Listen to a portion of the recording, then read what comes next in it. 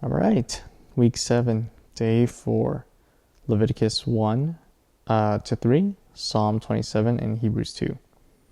The Lord called to Moses and spoke to him from the tent of meeting. He said, "Speak to the Israelites and say to them, when anyone among you brings an offering to the Lord, bring as your offering an animal from either the herd or the flock. If the offering is a burnt offering from the herd, you are to offer a male without defect. You must present it at the entrance to the tent of meeting, so that it will be acceptable to the Lord. You are to lay your hand on the head of the burnt offering, and it will be accepted on your behalf to make atonement for you. You are to slaughter the young bull before the Lord, and then Aaron's sons, the priests, shall bring the blood and splash it against the sides of the altar at the entrance to the tent of meeting. You are to skin the burnt offering and cut it into pieces. The sons of Aaron the priest are to put fire on the altar and arrange wood on the fire. Then Aaron's sons, the priests, shall arrange the pieces, including the head and its fat, on the wood that is burning on the altar. You are to wash the internal organs and the legs with water, and the priest is to burn all of it on the altar. It is a burnt offering, a food offering, aroma pleasing to the Lord. If the offering is a burnt offering from the flock, from either the sheep or the goats, you are to offer a male without defect. You are to slaughter it at the north side of the altar before the Lord, and Aaron's sons, the priest, shall splash its blood against the sides of the altar. You are to cut it into pieces, and the priest shall arrange them, including the head and the fat, on the wood that is burning on the altar. You are to wash the internal organs and the legs with water. The priest is to bring all of them and burn them on the altar. It is a burnt offering, a food offering, an aroma pleasing to the Lord. If the offering to the Lord is a burnt offering of birds, you are to offer a dove or a young pigeon. The priest shall bring it to the altar, wring it off the head, and burn it on the altar. Its blood shall be drained out on the side of the altar. He is to remove the crop and the feathers and throw them down east of the altar where the ashes are.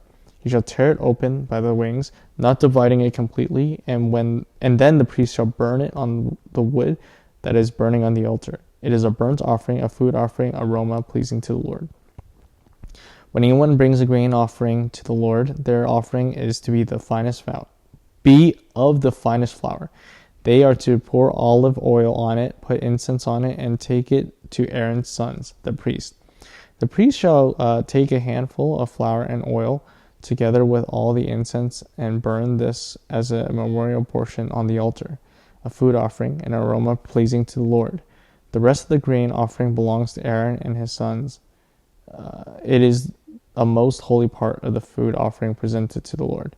If you bring a grain offering baked in an oven, it is to consist of the finest flour, either thick loaves made without yeast and with olive oil mixed in, or thin loaves made without yeast and brushed with olive oil. If your grain offering is prepared on a griddle, it is to be made of the finest flour mixed with oil and without yeast. Crumble it and pour it on it. It is a grain offering. If your grain offering is cooked in a pan, it is to be made of the finest flour and some olive oil.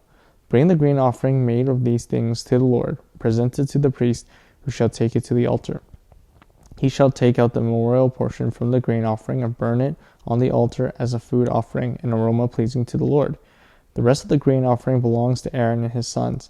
It is a most holy part of the food offerings presented to the Lord. Every grain offering you bring to the Lord must be made without yeast, for you are not to burn any yeast or honey in the food offering presented to the Lord. You may bring them to the Lord as an offering of the first fruits, but they are not to be offered on the altar as a pleasing aroma. Season all your grain offerings with salt. Do not leave the salt of the covenant of your God out of your grain offerings. Add salt to all your offerings. If you bring a grain offering of first fruits to the Lord, offer crushed heads of new grain roasted in the fire.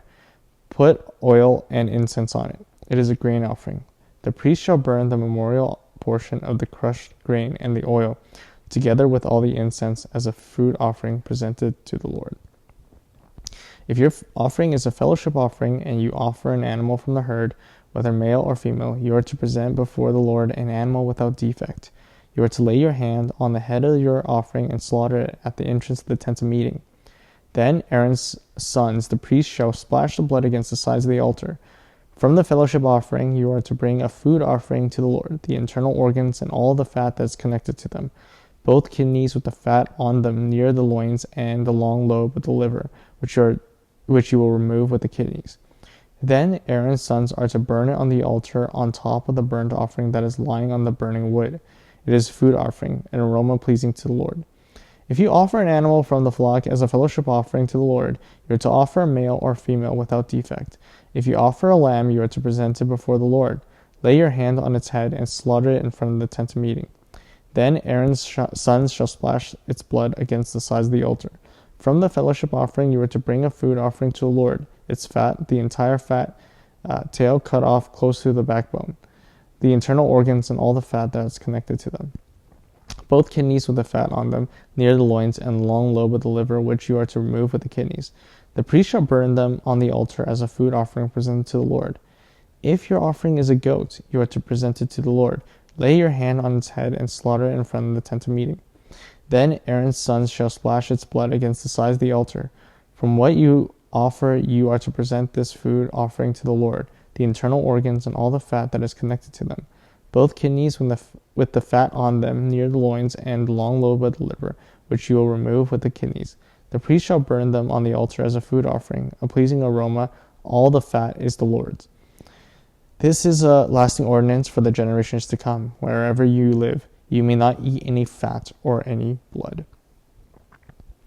Psalm 27.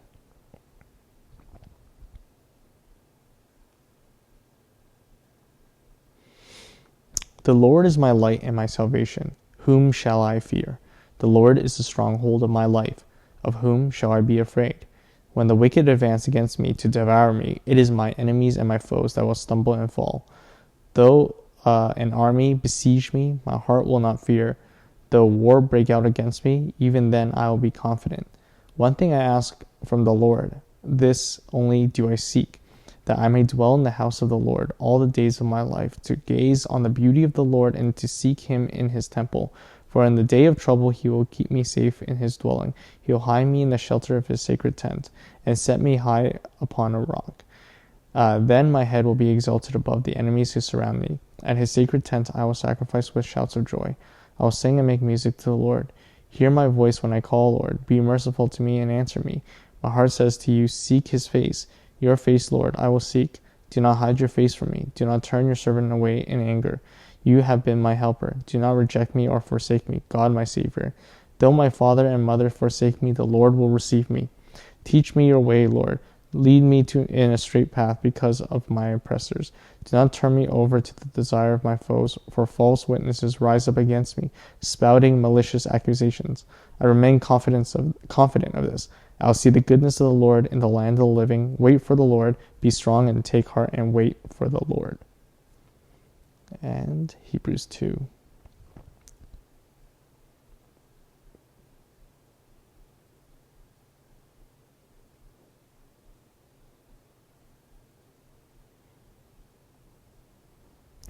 We must pay the most careful attention, therefore, to what we have heard, so that we do not drift away.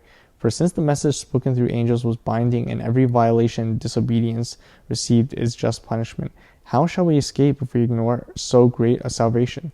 This salvation, which was first announced by the Lord, was confirmed to us by those who heard him. God also testified to it by signs, wonders, and various miracles, and by gifts of the Holy Spirit distributed according to his will. It is not to angels that he has subjected the world to come, but about which we are speaking. But there is a place where someone has testified. What is mankind that you are mindful of them? A son of man that you take care of him, that you care for him. You made them a little lower than the angels. You crowned them with glory and honor and put everything under their feet. In putting everything under them, God left nothing that is not subject to them. Yet at present we do not see everything subject to them. But we do see Jesus, who was made lower than the angels for a little while, now crowned with glory and honor because he suffered death, so that, by the grace of God, he might taste death for everyone. In bringing many sons and daughters to glory, it was fitting that God, for whom and through whom everything exists, should make the pioneer of their salvation perfect through what he suffered. Both the one who makes people holy and those who made holy are the same family.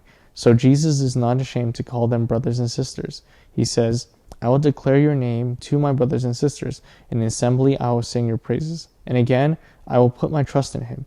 And he says, here am I, the children of God has given me. Since the children have flesh and blood, he too shared in their humanity, so that by his death he might break the power of him who holds the power of death, that is, the devil, and free those who all their lives were held in slavery by their fear of death. For surely it is not angels he helps, but Abraham's descendants. For this reason he had to be made like them, fully human in every way, in order that he might become a merciful and faithful high priest in service to God, and that he might make atonement for the sins of the people. Because he himself suffered when he was tempted, he is able to help those who are being tempted.